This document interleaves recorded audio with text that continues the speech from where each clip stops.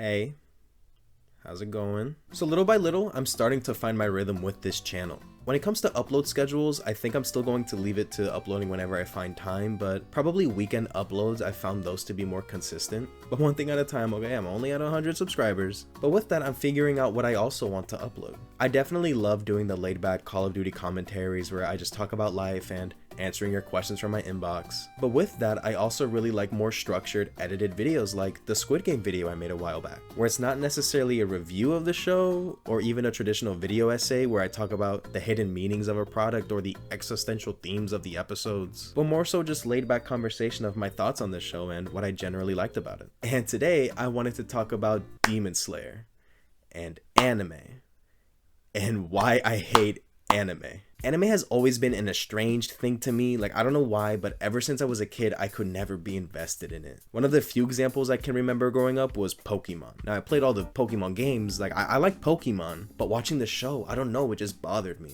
I remember specifically hating the animation or the lack thereof. Like, I remember I would get so, like, annoyed and frustrated hearing a character talk and even be really expressive, but as they're talking, their mouth is just open, but nothing is moving at all. It's just a still image. I also felt the animation was choppy at times. Like, I just couldn't lock into what was going on. The animation of some of these animes definitely turned me off from them, and at the time, I honestly thought that a lot of them just looked the same. I mean, for the longest time, I would unironically confuse Naruto and Dragon Ball. And the only experience that I had with those animes were the fighting games when I would go to a friend's house. I eventually just started avoiding anime out of spite because, oh my god, nobody around me would shut up about it. And don't even get me started on One Piece. Alright, call me a hater, call me a pick me, I don't care. I have not seen one episode and I am not going to. I've had this unnecessary, unreasonable, borderline comedic disdain for anime for years. That was until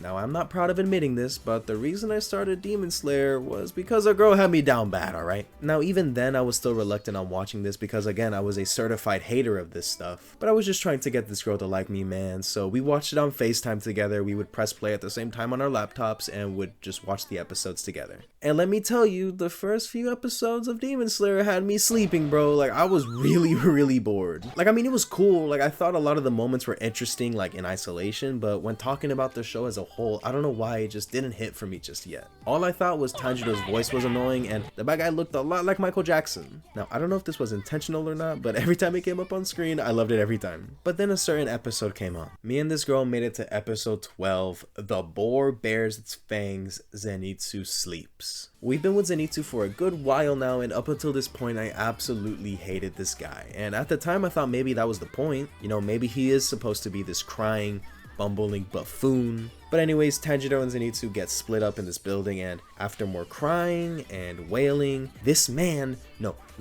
boy falls asleep. Okay, now I want you to imagine my frustration here, okay? I'm straight up slogging through this show. I'm just trying to get this girl to like me, man. And this character that is already grinding my gears falls asleep in front of a demon. And I'll never forget this moment. The episode is still playing and I am ranting right now. I am flaming this guy while the episode is going on.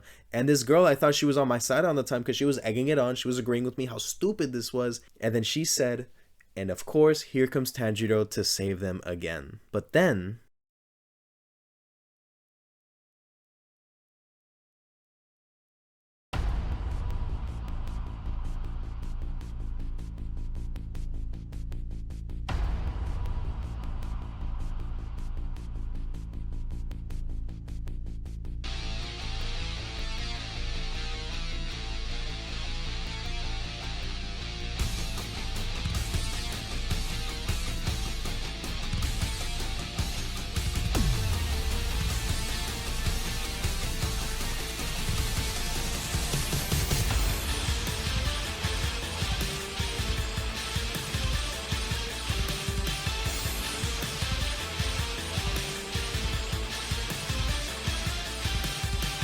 I don't know what switch flipped in my head after this moment, but I was locked in, okay? I was seated. And I'll never forget her face when she saw that it finally clicked for me. Like, she looked so proud of herself and had this conniving, ugly grin on her face. But dude, like, I fell in love with this anime. This story was just something I got really invested in after that point, and this ensemble cast, there was just nobody here that I would tune out once they got on screen. Like, I don't know, I just really cared. And the animation, like, I know a lot of people say Demon Slayer is carried by its animation, and I see why they say that. Like, it's very easy to pick apart Demon Slayer's narrative. Like, I don't think it's meant to be that profound and groundbreaking to begin with, but this animation is just unlike anything I've ever seen before.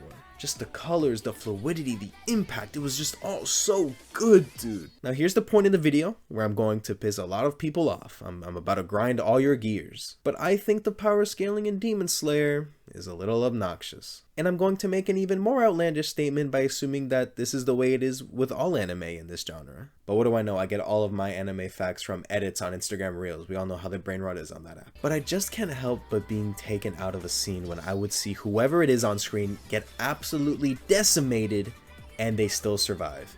Our main characters literally got nuked and they still survived. Again, I don't watch any animes. I don't know if this is common throughout all of them. I'm sure they don't die easily just because if they did, the show would be over by episode 1. Like, I don't think we're supposed to be thinking too hard about it. But as a first-time viewer of these kinds of shows, it would be a little distracting after seeing something absolutely horrific on screen than to seeing them just get up and walk it off. But I just can't help that I still really like this show. My personal favorite arc was the Entertainment District arc. I don't know if that's a hot take or if it's a very basic take. I couldn't care less. But again, I just really like this show. I love the characters, I love the humor, I love the lessons. You know, things like coming to terms that you're really only good at one thing. And instead of being discouraged that you can't do what everyone else can, you master that skill that you know you have. This is something so simple, but in this context, I feel that simple is better. And I liked it, and it stuck with me. I didn't even finish the newest Hashira training arc yet. I literally just started it under an hour ago, but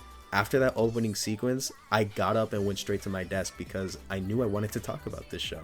I don't know, this show just makes me feel something, and even for shows that I don't like, that's something that I try to look for.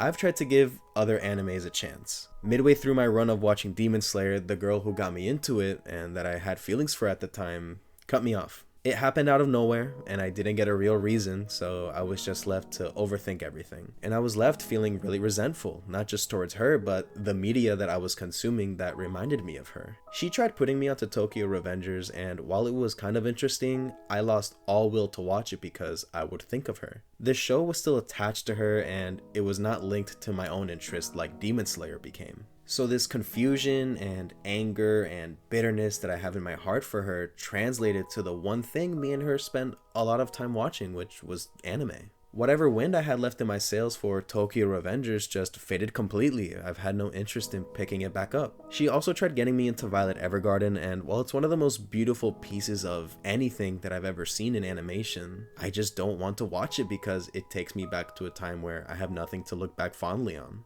And the last anime she showed me right before cutting me off was Let Me Eat Your Pancreas, and for those of you who've seen it, you know how that must have felt for me. I guess since anime was such a strong part of our bonding in that, I guess you can call it a situationship, I always just associate anime with that, and since I harbor resentment and bitterness, that just carried over to anime as well, since all it does is make me think about that season in my life. And I would like to shake that off, and I think I'm slowly getting there. Because I know that I'm probably missing out on some really good, solid stories. And my friend group will not stop reminding me of this. But the one thing that has stuck with me is Demon Slayer. That investment that I had for the show before is definitely worn out now. I mean, I said it not too long ago. I just now started the Hashira training arc. But honestly, I don't know why after everything, this is still the only anime that I'll go out of my way to watch. I don't know, man. I'm just a simple guy. I love the animation. I love the story. The voice acting is phenomenal. And I just really love the world building of this show.